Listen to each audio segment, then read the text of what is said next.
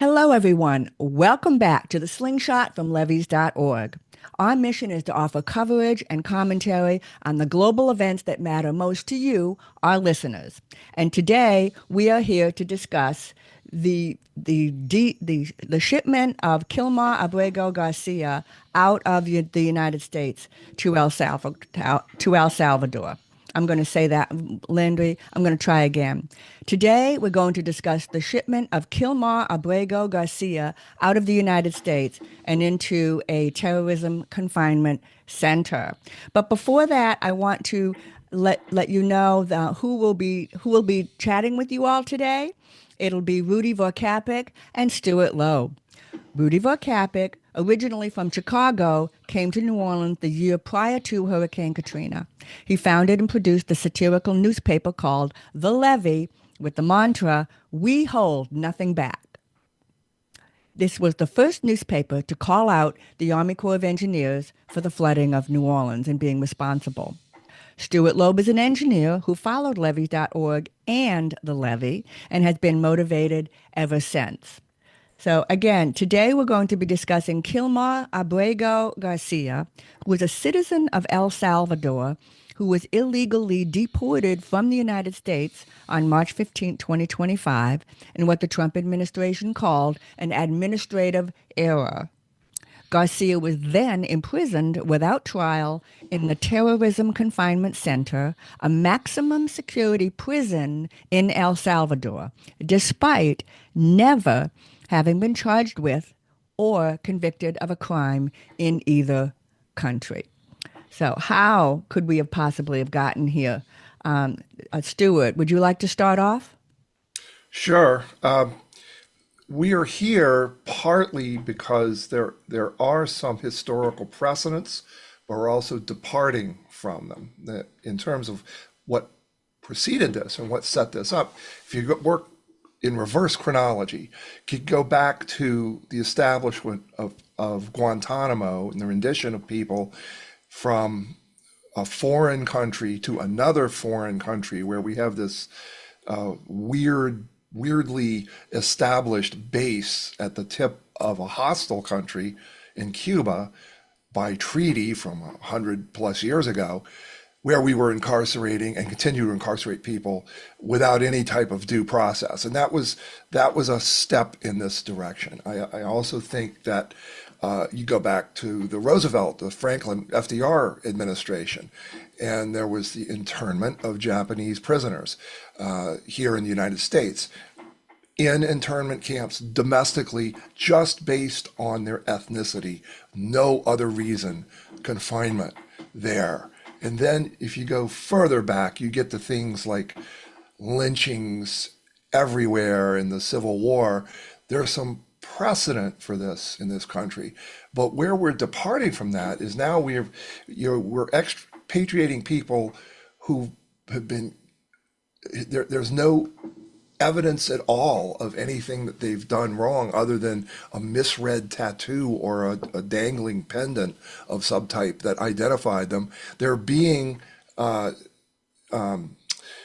taken away by anonymous, unmarked personnel that are not accountable for what they're doing beyond the fact they may be wearing an ICE jersey when they are conducting their operations, but there's no accountability. And then they're in the response that has come along, or in the response from the system, specifically the Supreme Court, one branch is ignoring another one completely. And that is also unprecedented.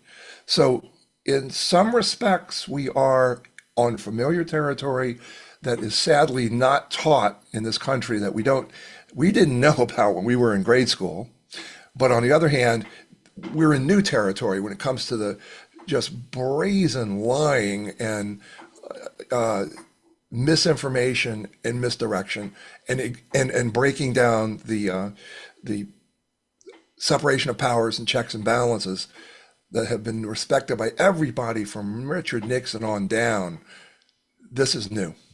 Before we, excuse me, before we move on to Rudy, In order to give our listeners perspective, what year was the Japanese internments In the 41. approximately? during World War II, so I think it Okay. was 1944, 45. 44, So 41, and it's not kind of that continued on. long ago.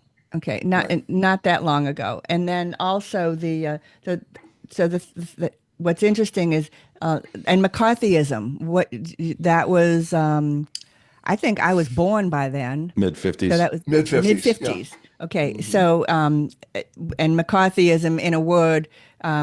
Stuart, you want to tell our listeners just Yeah, briefly what glad you brought McCarthyism that up because was? I forgot to mention it. He was a Wisconsin senator who was going after I think he was the chair of the House Un-American Activities Committee, and it was sort of the culmination of the Red Scare Right, over politicians and entertainment figures right. who were brought in for just suspicion of being associated with the Communist Party, and by that association be guilty of treasonous harm to the United States.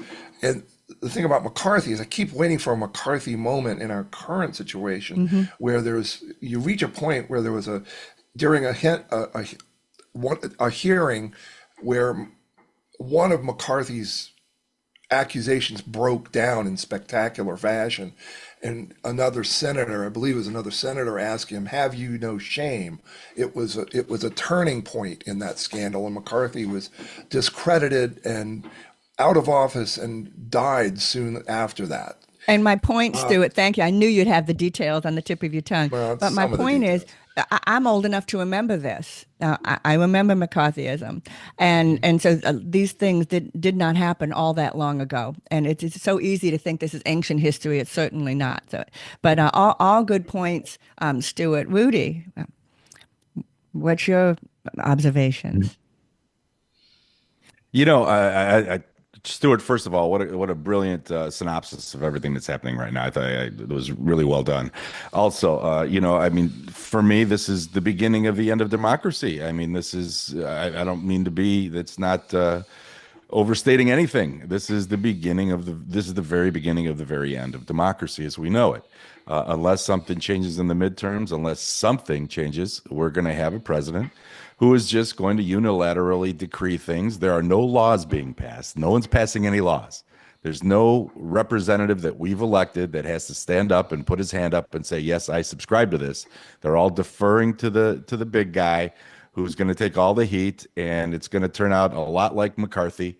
And it's going to take years before people realize that they've been hoodwinked, they've been taken, that they've been schnookered, that they've been borne out by a Bible salesman.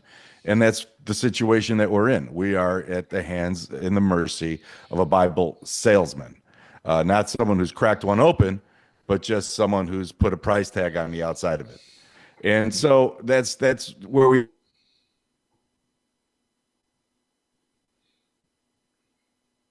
are, and having a good candidate to stand up, or not having a ballsy enough candidate to stand up, let's say, because that's a lot of what's going on here. It's just that they're flexing their childish, boyish desires as opposed to what's actually needed in the world. This is I have to have. It's my bike, it's my ball, it's my big wheel, and you guys can't play with it unless you do something for me. And if you hurt me, I'll have my dad's lawyer sue you. It was stated in one of on the oligarchy tour.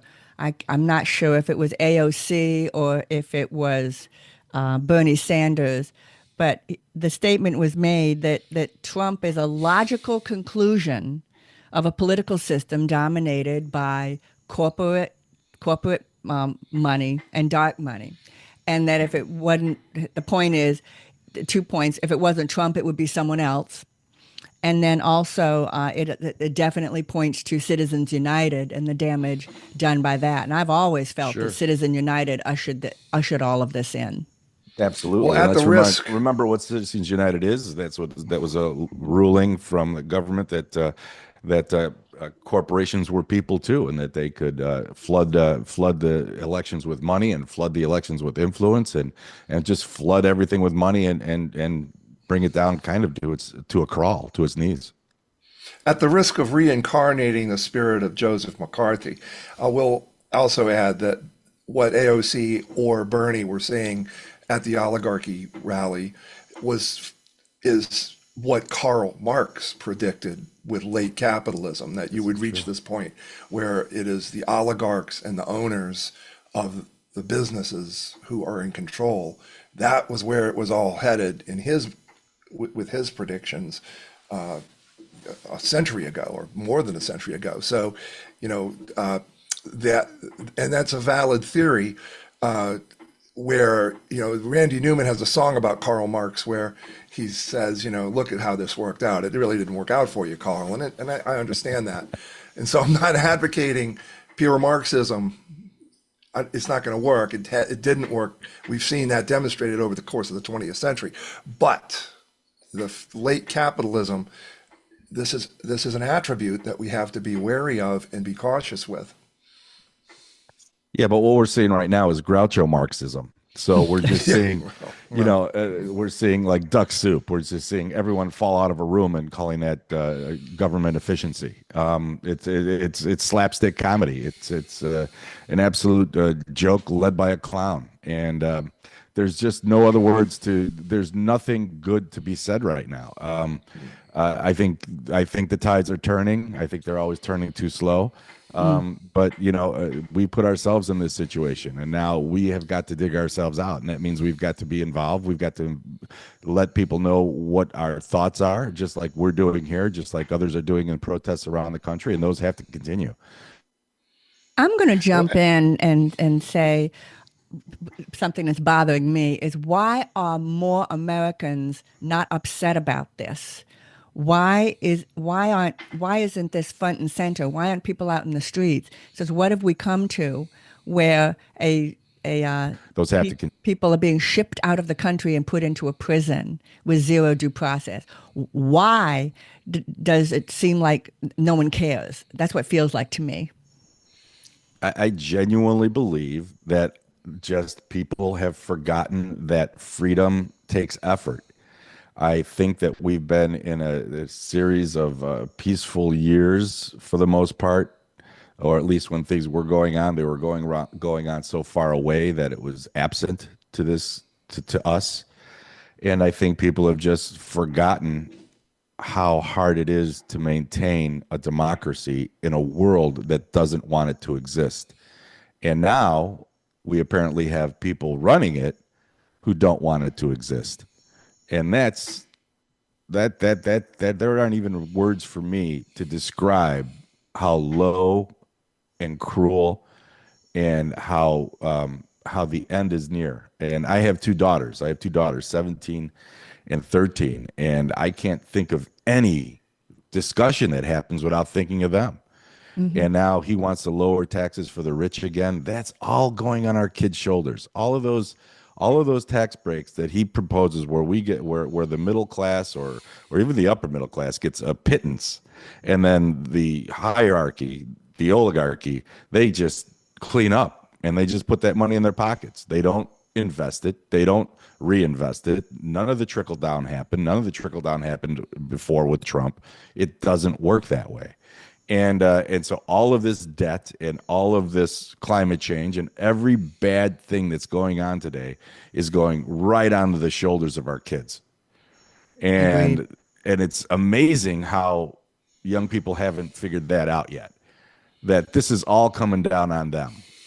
And I hate to say it, but I teach my girls that. I said, girls, you've got to get involved too, because this is coming down on you. And look, I'm older now and I'm still fighting, but I need backup. So, that's where we're at right now. I agree, Stuart, that people forget how hard things are. We take it for granted. The right to vote, we take it for granted. And I could go on and on with the things that we take for granted. I that's true. believe I think you're right that people don't forget how hard it is to get where we are and how easy and how easy it's going to be to go back in time.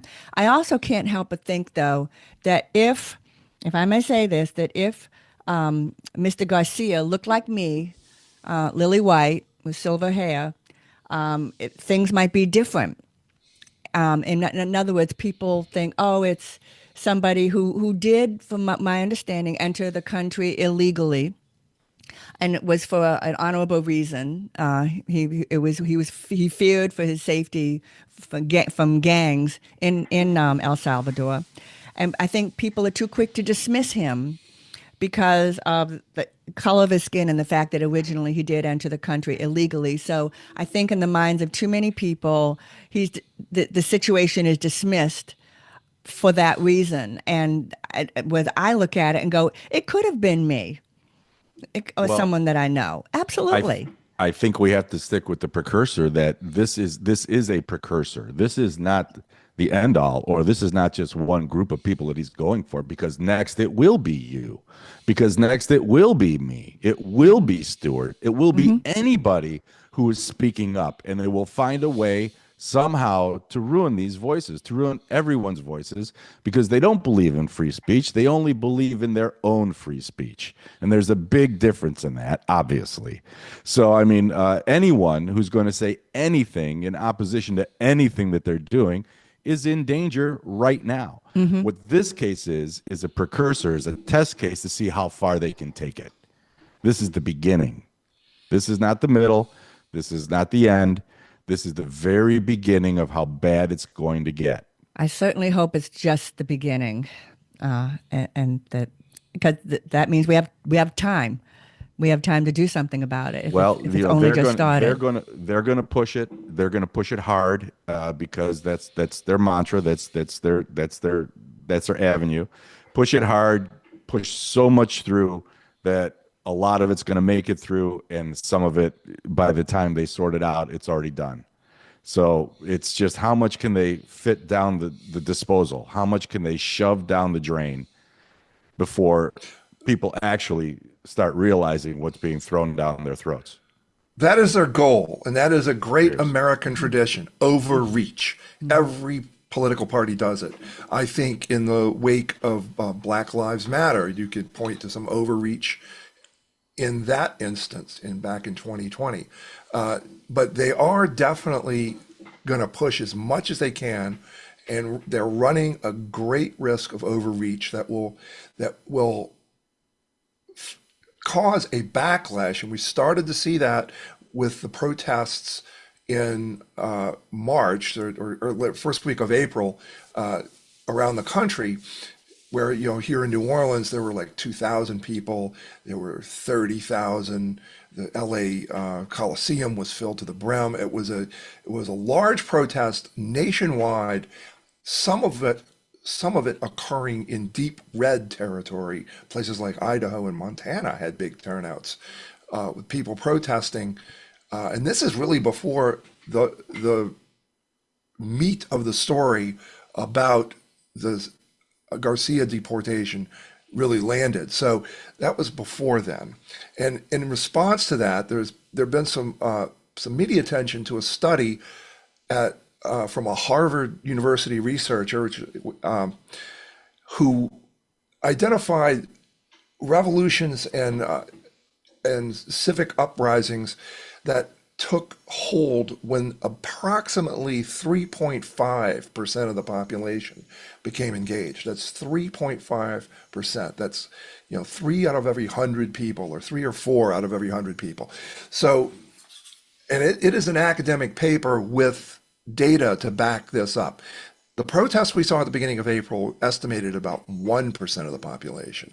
So we are within striking distance of that 3.5%. We're not an order of magnitude away. We're just a multiple away. So if we reach that 3.5%, that's one threshold that I hope to see us cross: public participation, anger, town halls, just continuous pressure back against this Well, administration. And the other that thing seems is, doable to me. there's one other thing, Uh-huh. is we still have articles of impeachment, which we tend to dismiss those because they failed twice for what seemed to be good reasons. But if we start approaching the 3.5% number and constituencies start appearing to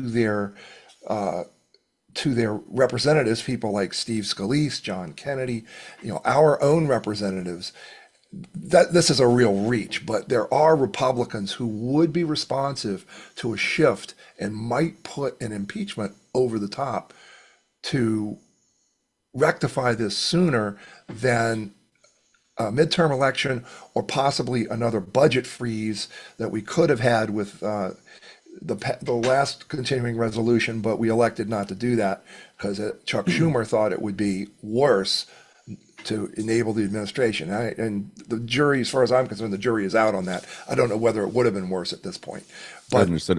Yeah, it seems to me like what's going to take for that to happen is a real catastrophe, is a depression almost. I mean, we're headed well, towards a recession. I think that's reasonable to we're say. not talking about those tariffs today, but there Right. is a possibility that Right. there will be a depression or real economic There is. pain that What we that need is is big a enough. That's big success. enough.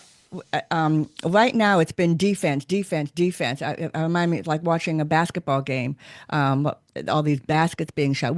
And we're on the defensive. We need a success, some sort of offense, and we need it bad. And when we get it, we really, really need to celebrate it. A woman Well, was in a town hall meeting in a red state, and she was probably the only blue person in this entire town hall. And she was sitting, and all she was doing was raising her hand and politely asking questions at this town hall. And just because of the nature of her questions, not her tone, not her, no shouting, no standing up, nothing, she was dragged out and zip tied and dragged yeah, out of this town hall. And right. when I say could have been me, yeah, that was me. Now, Sure. she's younger than me, but that could have been me because I would have raised my hand and asked questions. So that was terrifying in my mind. And somebody, thank goodness for this day and age where we have video cameras in our back pocket, someone recorded the entire thing. Now the security team was all fired, and however, it still happened, and I fear that it's going to happen again. So we need right now a success. We just got to Oh, figure out how we're going to do that. yeah, but those guys will be rehired by some group. They'll be rehired Well, I'm not and put calling up that a put success. up on a stage and on a pedestal. But No, no, I hear we you. need But I a mean, the point success, is, a real I think one. we need a coach. We need someone. We need a voice. We need a voice who's going to stand up Maybe and that's what it is. actually We need. talk back to power the way power's been talking to us. And you need someone who's going to go after them just the same way they do here, or else they're always going to control the narrative. And as soon as you put them on the defensive, that's when you gain the upper hand. And there's no other way. Because what they will do is it's such a psychological trick. Is that like we were talking about? They just flood the zone. They throw so much at you, Hmm. and it's mostly everything they say. 99% of what they say are their own foibles, are their own issues that they're just trying to put out there, so you don't say it about them first. It's a sick. It's a sickness. It's a sickness that they have that they have to. There has to be a bit of illegality in it, and there's no one on the Republican side who has any stones to stand up to anything Trump's going to do. Not one of them has the stones to do it. And for that to change is that's going to take a catastrophe just to get a Republican to change because they've got it made. They don't have to make any decisions. They could lay everything at the feet of one person, so they have nothing to lose. They're making their money. They're going to make money hand over fist because the guy in charge is going to make sure of that the people who have money make more. People who don't, the earning class, I don't call it the middle class. I call it the earning class, the spending class, Hmm. the class that actually makes the economy go. The class that puts puts the what you call it puts the when you're buyer confidence puts the confidence in buying. Sorry, I couldn't think of the word. And so yeah, I mean it's the middle class that inspires confidence. It's the middle class that goes out and spends and keeps the economy going. It's the middle class that does all that, the earning class, the spending class. And those are the classes that are being decimated just so the rich can get richer and we all work for them. Well, what about winning back the House and the Senate? I mean, it could happen, and Tell you. and so that would Yeah, be a great that success. I And don't, That's our I only don't, hope. I don't have confidence that the deportations, Right. the horrors that we're seeing procedurally, ignoring the Supreme Court, flouting the separation of powers, I don't have any confidence that that will motivate Enough. the electorate. But economics, people vote their wallets. mm-hmm, It's the economy, stupid. I think somebody once said mm-hmm, that. mm-hmm. A fellow podcaster who's out there wearing a ball cap and an LSU shirt. Those those sentiments, that is a real thing, and I think we are heading. Already we're due for a cyclical pullback in the economy, Mm-hmm. and now it's being, I think, stimulated in the wrong direction with tariffs.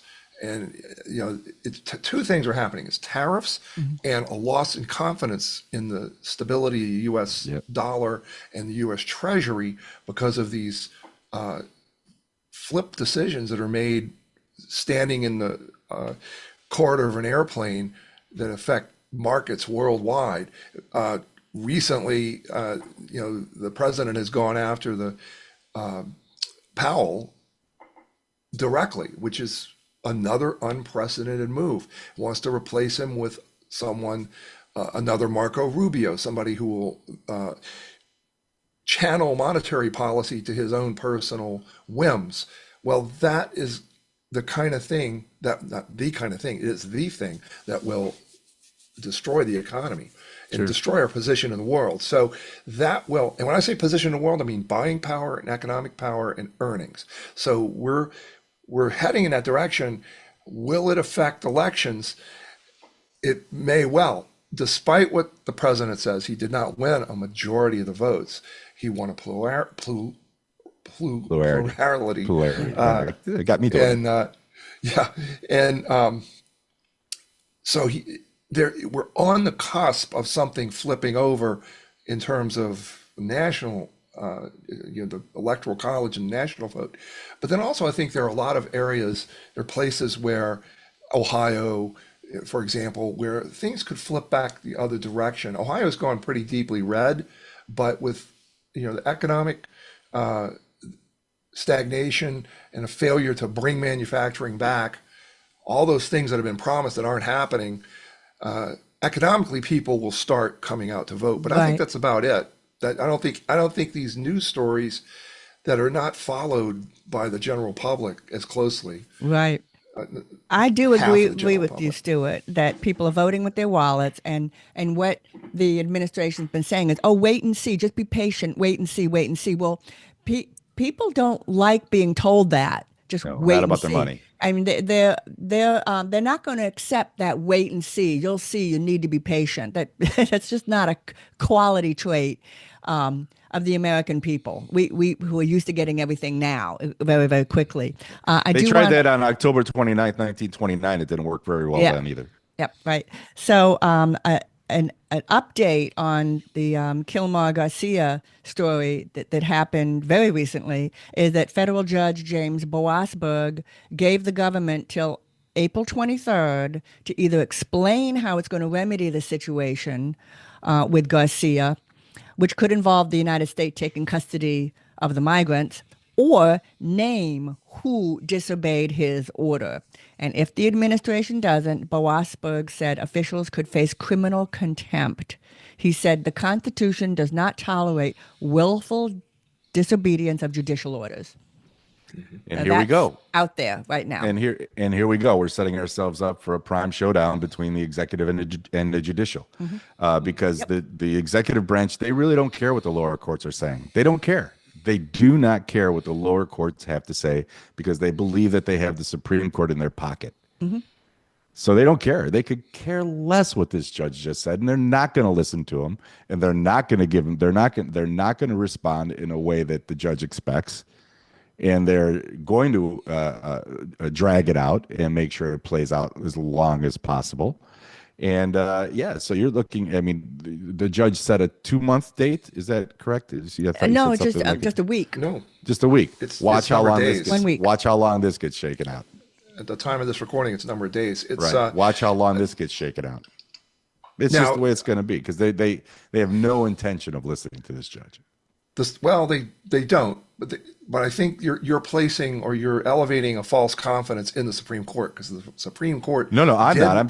did. They are. They may be. Yeah, They they may are. be. Yeah. You're attribute or you're ascribing to them too much. They have too much confidence in the Supreme Court because recently the Supreme Court Right.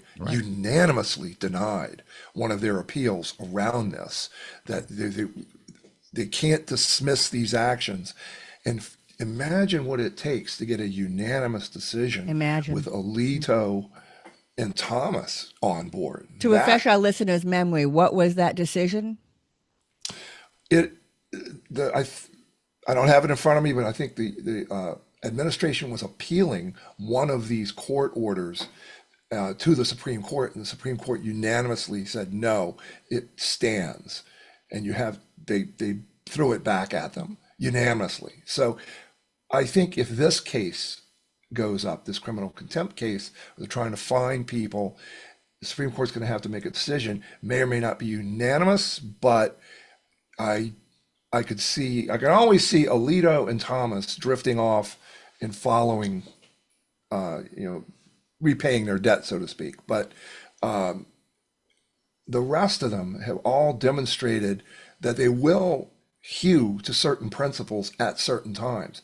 Amy Coney Barrett, in particular, has angered a lot of people with some of her flips against the MAGA position, and we all have to give John Roberts a credit for saving the ACA, Obamacare. It was his vote that dismissed it as it was going to be classified as a tax, and I think he said, no, we're not doing that, and that was a big disappointment. It allowed the ACA to survive to this day. So Yeah. I have And some John hope. Roberts did a good one but recently. right, but for that's scary for me because when it comes down to push and shove, and I understand that 901 was an anomaly, but when it comes down to push and shove, you're talking one vote maybe, and Oh and yeah. that's just frightening in and of itself. And I'm not, and I understand, I completely agree. Ascribing, I think they put too much faith in the Supreme Court and not following these lower court directions to begin with, but they are.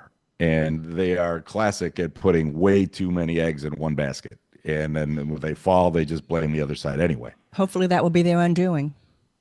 That's the Well, hope. And the numbers unfortunately, that is the sad part for me is that, you have to hope for them to do so badly that we can get a correction on this thing. And that's disheartening. It is so disheartening to put ourselves in a weakened position to where people's 401ks are falling off, to where everyone, everything was going in a decent rate. I mean, there wasn't anything that was so out of control we couldn't handle it. Now it is.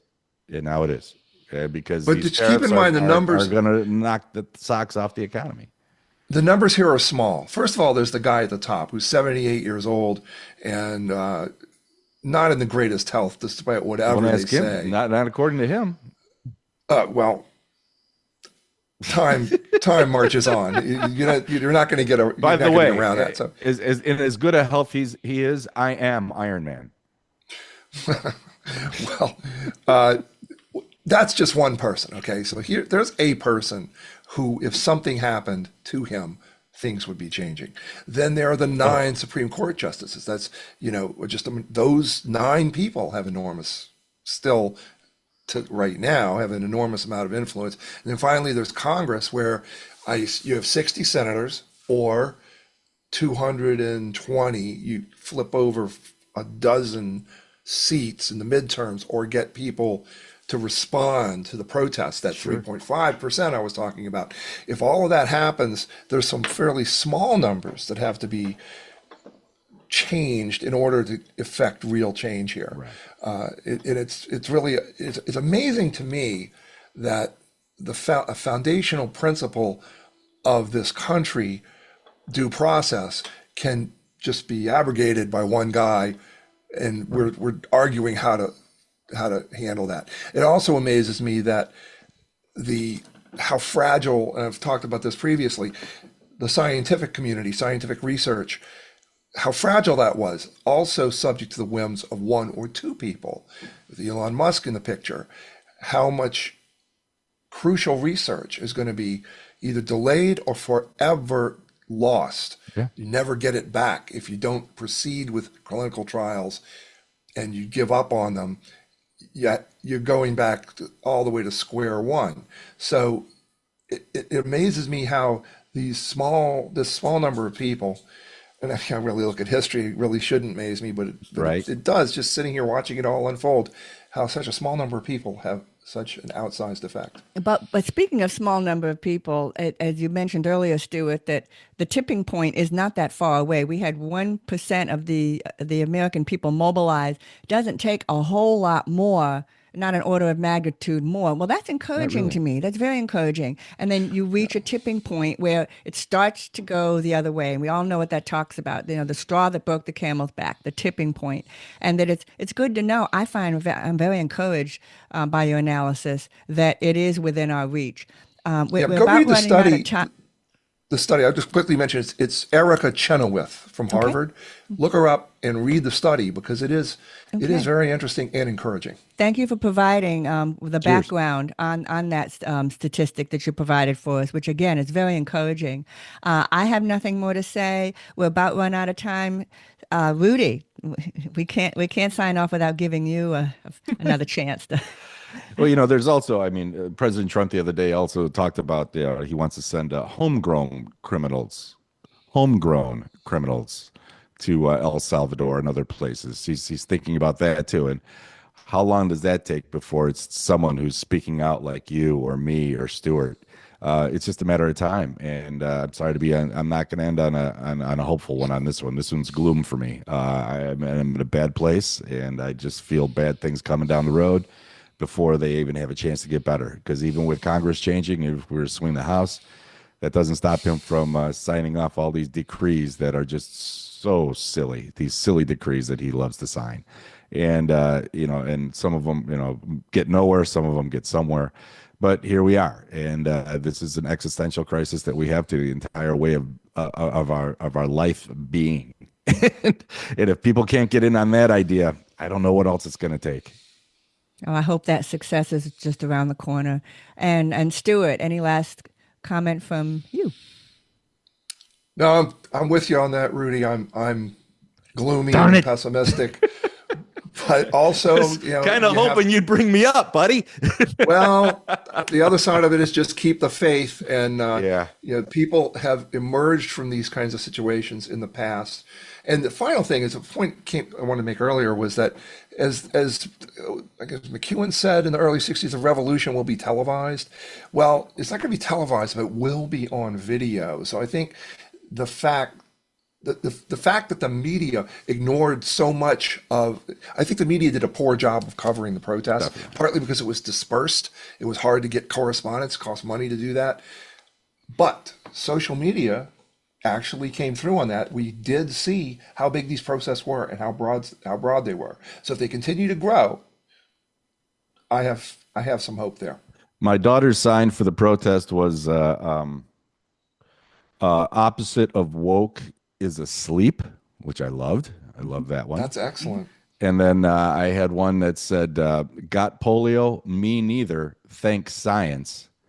And then it wasn't until the very end of the word science when I realized I had not included the second C. Ooh, ouch. So, so I thoroughly and absolutely embarrassed myself by getting on the side of SICE.